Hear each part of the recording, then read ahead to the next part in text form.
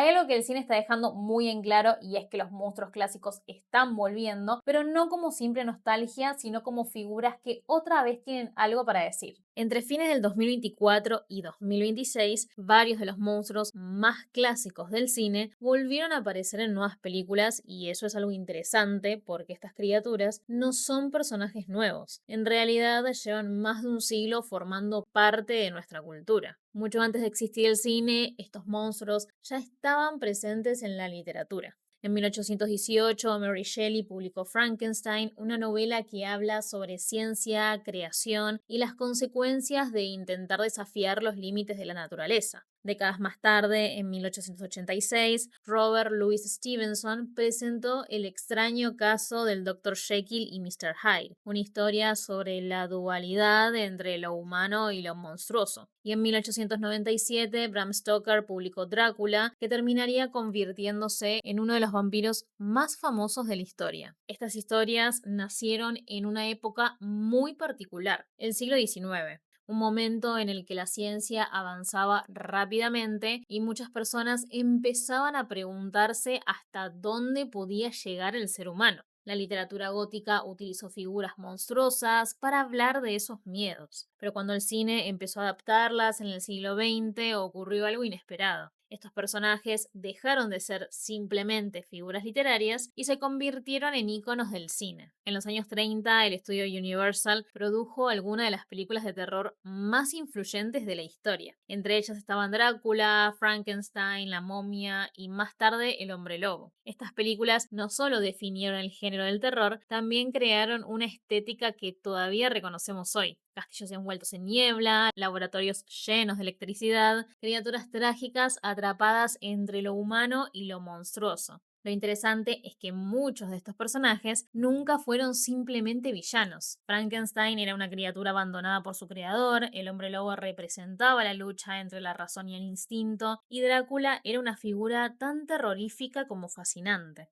Quizás por eso estos monstruos sobrevivieron durante generaciones, porque en el fondo no son solo criaturas de terror, son formas de hablar de nuestros propios miedos y por eso el cine vuelve a ellos una y otra vez. Con el paso de las décadas, estos personajes nunca desaparecieron del todo. El cine siguió reinterpretando a Drácula, Frankenstein o al hombre lobo una y otra vez. Pero a comienzos de los años 2000, Hollywood empezó a pensar en algo diferente. La idea ya no era simplemente hacer nuevas versiones de estas historias, sino reunir a varios de estos personajes en un mismo universo. Uno de los primeros intentos fue La Liga Extraordinaria, una película basada en el cómic de Alan Moore, donde la historia reunía a distintos personajes clásicos de la literatura en una misma aventura. El Dr. Jekyll y Mr. Hyde, el Capitán Nemo, Mina Harker, Dorian Gray e incluso una versión del Hombre Invisible. Era una idea bastante ambiciosa, tomar figuras icónicas de distintas novelas del siglo XIX y hacerlas convivir dentro de una misma historia. Pero la película no tuvo el impacto que el estudio esperaba y el proyecto no continuó.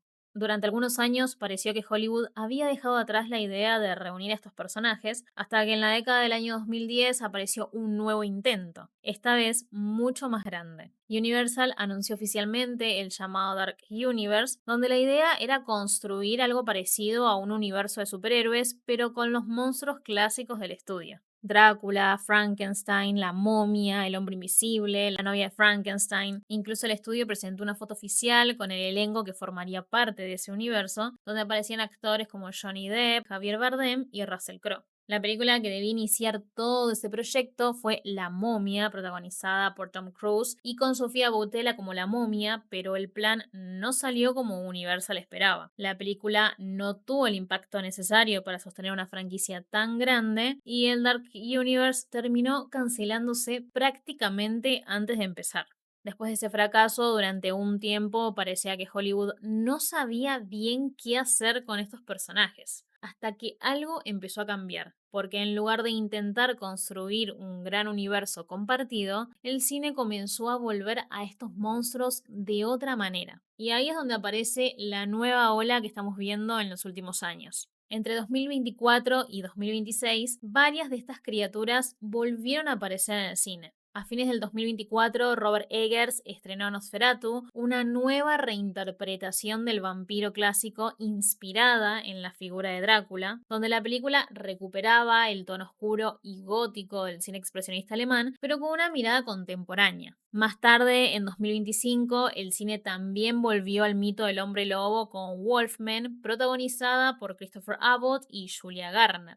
Ese mismo año, Luc Besson estrena Drácula, una historia de amor, una versión de Drácula mucho más romántica. También Guillermo del Toro estrenó su propia versión de Frankenstein, retomando una de las criaturas más emblemáticas de la historia del cine desde una perspectiva mucho más trágica y humana. Y en 2026 llegó La novia, una reinterpretación de la famosa novia de Frankenstein que propone una lectura completamente nueva del personaje. Pero uno de los regresos más interesantes es el de La momia. Por un lado existe una nueva película dirigida por Lee Cronin que propone una visión completamente distinta del personaje. En lugar de continuar con la versión aventurera que popularizó la saga de Brendan Fraser en los años 90, esta nueva película se acerca mucho más al terror. Acá la historia gira alrededor de una familia cuya hija desaparece en el desierto durante años y cuando finalmente regresa, lo que debería ser como un reencuentro feliz, se transforma en algo inquietante y perturbador. En esta versión, la momia no se presenta tanto como un personaje concreto, sino como un mito, una presencia vinculada a la idea de resurrección, posesión y maldición. Es decir, vuelve a las raíces más oscuras del concepto. Y al mismo tiempo, Universal también planea recuperar la saga de aventuras que muchos recuerdan por las películas protagonizadas por Brendan Fraser. Ese proyecto funcionaría como una secuela directa de aquellas historias y tiene previsto su estreno para el 2028. Esto es interesante porque demuestra que el mismo monstruo puede regresar de formas muy distintas. Por un lado, como una historia de terror más cercana al mito original, y por otro, como una aventura que retoma el espíritu de las películas clásicas de los años 90. Si miramos todas estas producciones en conjunto, aparece algo bastante claro. Después de varios intentos fallidos de convertir a estos personajes en una franquicia compartida, el cine está volviendo a los monstruos, pero de una manera diferente. No como un gran universo conectado, sino como reinterpretaciones independientes que exploran cada mito desde una perspectiva nueva.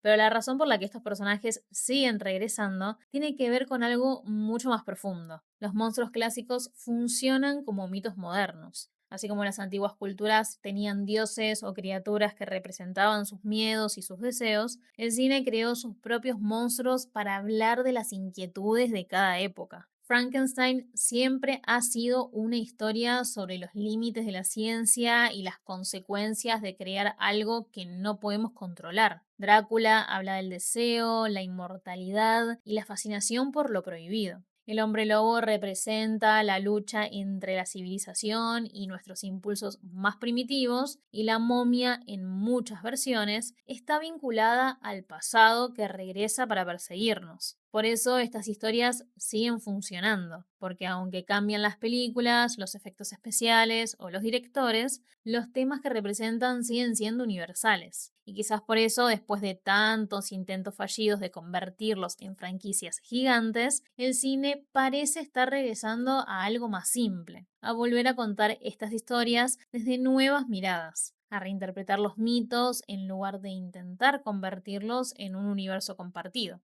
Tal vez por eso los monstruos clásicos nunca desaparecen del todo, solo esperan el momento adecuado para volver. Ahora te pregunto a vos, ¿cuál crees que es el monstruo clásico que mejor sigue funcionando hoy en día? Te leo en los comentarios y no olvides darle like al video, compartirlo y suscribirte para más contenido sobre el mundo del cine y las series. Nos vemos en el próximo video.